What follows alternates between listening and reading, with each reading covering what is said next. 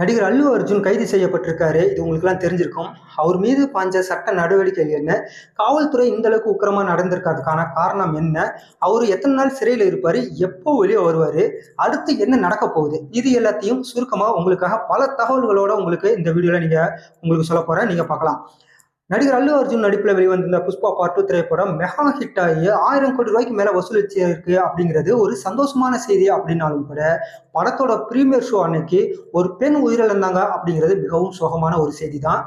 படத்தோட premier show release ஆகிற போது, அப்போ படத்தோட நாயகன் அல்லு அர்ஜுன், நாயகி ராஷ்மிகா மந்தனா இப்படி படக்குழு எல்லாருமே தியேட்டருக்கு போய் படம் பார்த்தாங்க.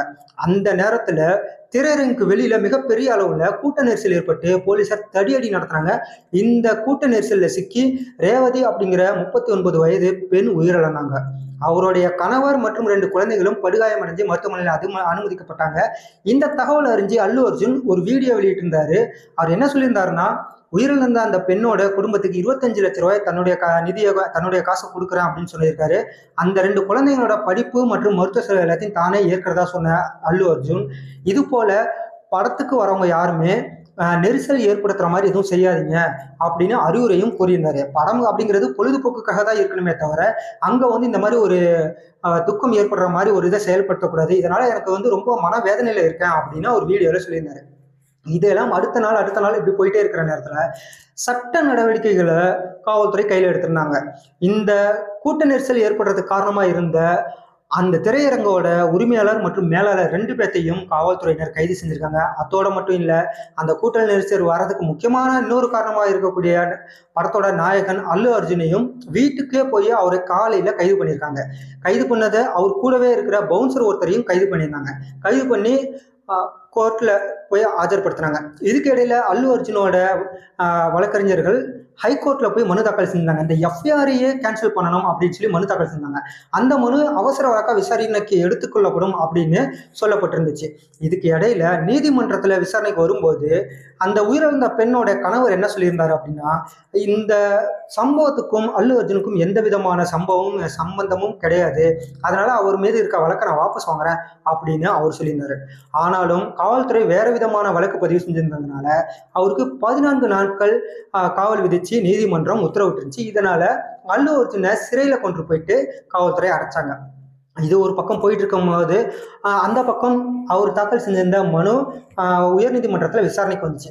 அங்க என்ன சொன்னாங்க அப்படின்னா, அல்லு அர்ஜுனோட வழக்கறிஞர்கள் என்ன சொன்னாங்கன்னா, இது முழுக்க காவல்துறையுடைய ஃபெயில்யூர், அவங்க சரியான பாதுகாப்பு கொடுக்காதனாலதான் இந்த விபத்து நடந்துச்சு, இந்த கூட்ட நெரிசல் ஏற்பட்டுச்சு அப்படின்னு சொல்லி சொன்னாங்க.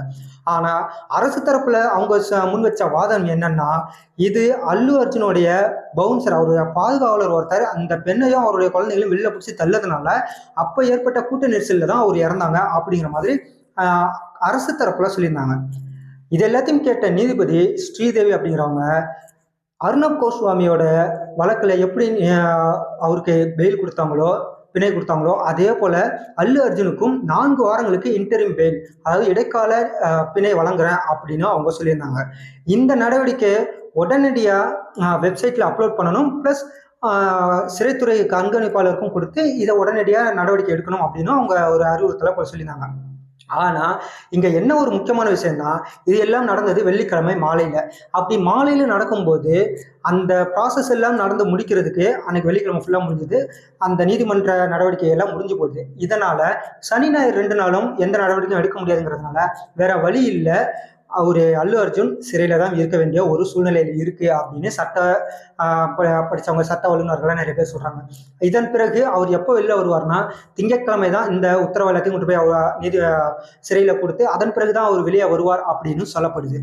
இதற்கு இடையில தெலுங்கானா முதலமைச்சர் ரேவந்த் ரெட்டி கிட்ட இந்த சம்பந்தமா கேள்வி கேட்கும் போது அப்ப அவர் என்ன சொன்னார்னா, சட்டம் தன்னுடைய கடமையை செய்யும் அப்படின்னு சொல்லியிருக்காரு. இந்த விஷயத்துல நாங்கள் தலையிட மாட்டோம், சட்டப்படி அவர் என்ன நடக்கணுமோ அது நடக்கும், அதை அல்லு அர்ஜுன் எதிர்கொள்வார் அப்படின்னு சொல்லிட்டு அவர் கையெழுத்தாரு. இப்போ அல்லு அர்ஜுன் சிறையில இருக்காரு.